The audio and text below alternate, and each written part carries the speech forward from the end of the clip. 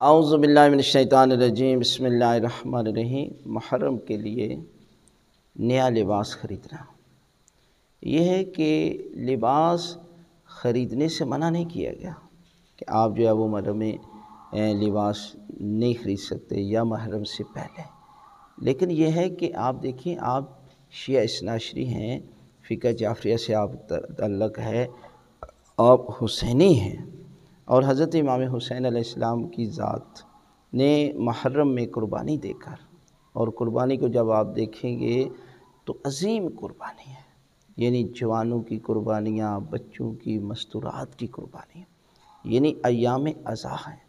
محرم اور سفر۔ اور ایام عزا کے لیے انسان جو ہے وہ تیاری نہیں کرتا، یعنی لوگ اپنے مکمل طور پر لباس کی تیاری کرتے ہیں،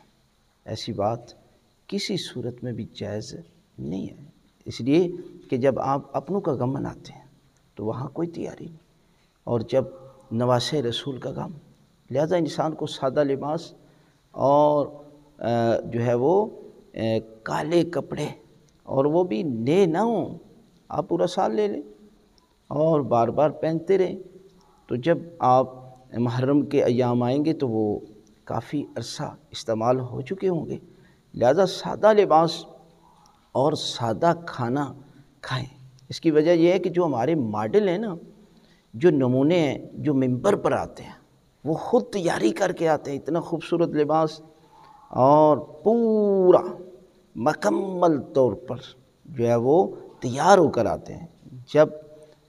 جو نیچے بیٹھے ہوتے ہیں وہ جب دیکھتے ہیں تو کہتے ہیں ہم بھی ایسا ہی کریں، حالانکہ یہ کسی صورت میں بھی یہ کرنا جائز نہیں ہے، اس لیے کہ وہ ہستی کہ جو 3 دن تک کربلا میں جس کی لاش پڑی رہی، اس کا غم منانے ہوئے، اس کا غم منانے آئے ہو کہ جن کی بہنیں کوفہ اور شام میں چادر مانگتی رہی